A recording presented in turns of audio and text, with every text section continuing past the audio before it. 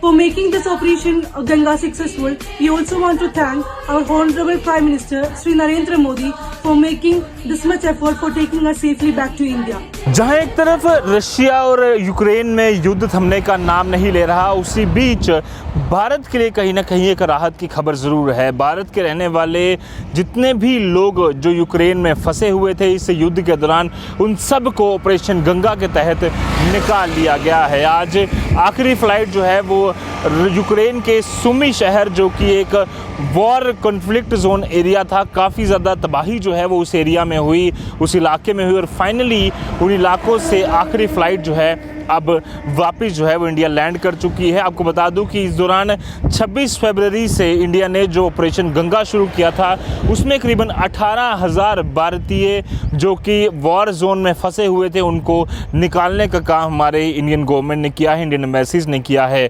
अगर बात करें फॉरेन मिनिस्टर जो हमारे इंडिया के हैं एस जयशंकर, उन्होंने जितने भी बाकी नेता जो लगातार इस ऑपरेशन को कोऑर्डिनेट कर रहे थे, चाहे वो हरदीप सिंह पुरी हो, ज्योतिरादित्य सिंधिया हो, इसके अलावा जो बाकी वीके सिंह, या फिर अगर हम बात करें जो बाकी लगातार इसमें लगे हुए थे, किरण रिजिजू, ये चारों मंत्रियों को बड़ी बधाई जो है वो एस जयशंकर ने दी है और कहा है कि बड़ी कामयाबी हासिल की। पर इस समय सबसे ज़्यादा हमें धन्यवाद करना होगा उस निशान का, उस तिरंगे का, उस तिरंगे झंडे का जिसने 18,000 से ज़्यादा हमारे इंडियंस को सेफली वापस अपने घर पहुंचाया है।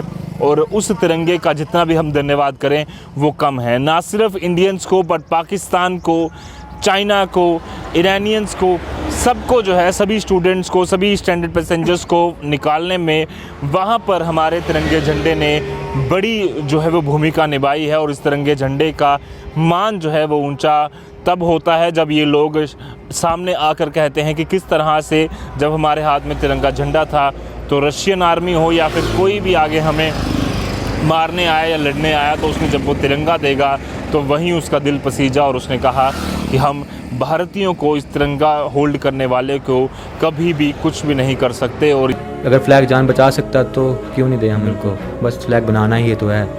हमें पता वैल्यू अब क्या होती है। किसी को लगता है कि फ़्लैग कुछ नहीं है तो प्लीज़ यूक्रेन जाइए, टिकट करवाइए, यूक्रेन जाइए, फ्लैग की वैल्यू समझ आए तो वापस आइएगा। इनके पास एक ऐसा कवच था, हाँ वो कवच था ऐसा जिसको हम तिरंगा झंडा कहते हैं। ये पता नहीं कैसा तिरंगा झंडा है, ये पाकिस्तान को भी बचा रहा है, इंडिया को भी बचा रहा है, जो रशियन बच्चे हैं उनको भी बचा रहा है, चीन को भी बचा रहा है। देखो कि हमारे झंडे में कितनी ताकत है ना।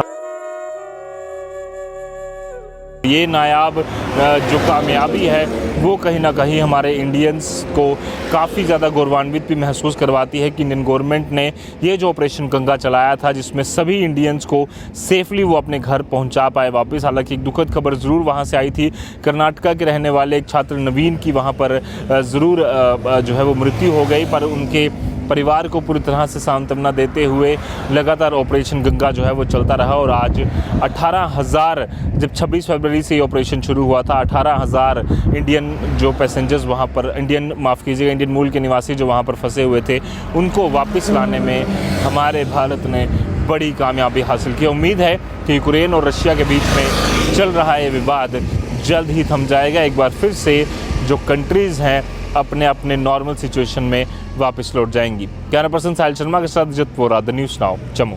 We are the students of Sumi State University. After this 14 day of miserable war and wait, we are already reached the Poland. In this situation, we want to thank the people and government of Ukraine, the government of India, the Indian World Forum, Red Crosses, and also the Indian Embassy in Ukraine. For making this operation Ganga successful, we also want to thank our Honorable Prime Minister Shri Narendra Modi for making this much effort for taking us safely back to India.